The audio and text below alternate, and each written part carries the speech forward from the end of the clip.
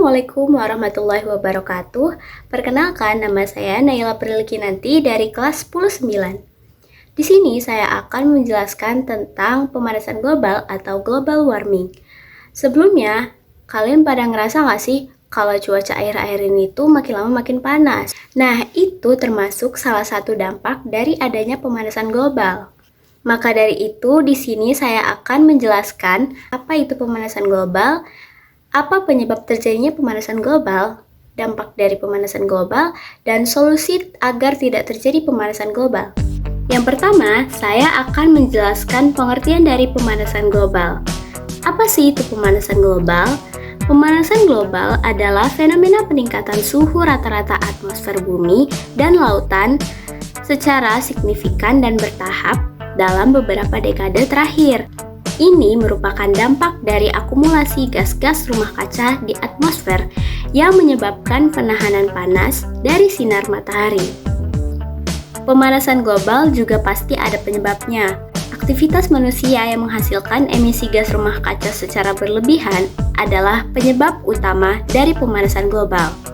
Gas-gas yang dimaksud adalah yang pertama, karbon dioksida atau CO2.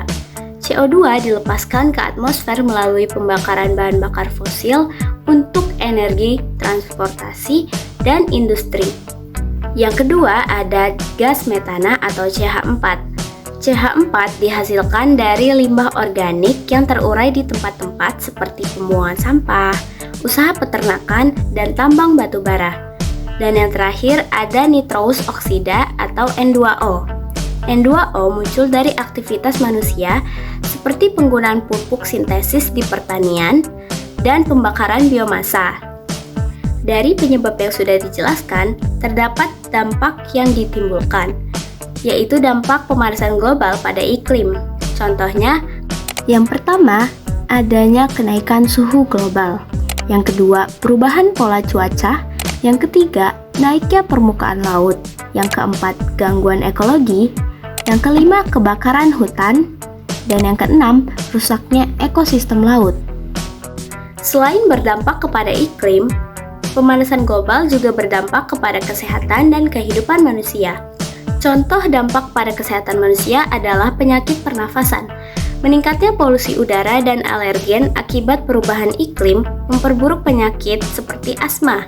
Selain itu, suhu yang lebih tinggi dapat meningkatkan resiko penyakit kulit seperti eksim dan dermatitis. Nah, ternyata dampak dari pemanasan global juga terkena kepada kita. Oleh karena itu, kita harus melakukan solusi agar kita bisa mengurangi pemanasan global. Contohnya dengan mengurangi jejak karbon pribadi. Kita bisa memilih transportasi berkelanjutan seperti berjalan kaki, bersepeda, atau menggunakan transportasi umum, serta mengurangi penggunaan mobil pribadi. Yang kedua, ada menggunakan produk ramah lingkungan. Kita bisa mengurangi, mendaur ulang limbah, dan memilih produk yang memiliki label ramah lingkungan.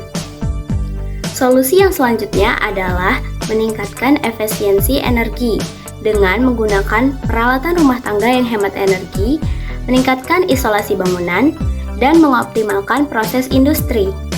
Yang keempat adalah mengganti atau beralih ke energi terbarukan. Gunakan energi terbarukan seperti energi matahari, energi angin, dan energi air, serta kurangi penggunaan bahan bakar fosil. Nah, solusi yang terakhir adalah melindungi dan memulihkan hutan.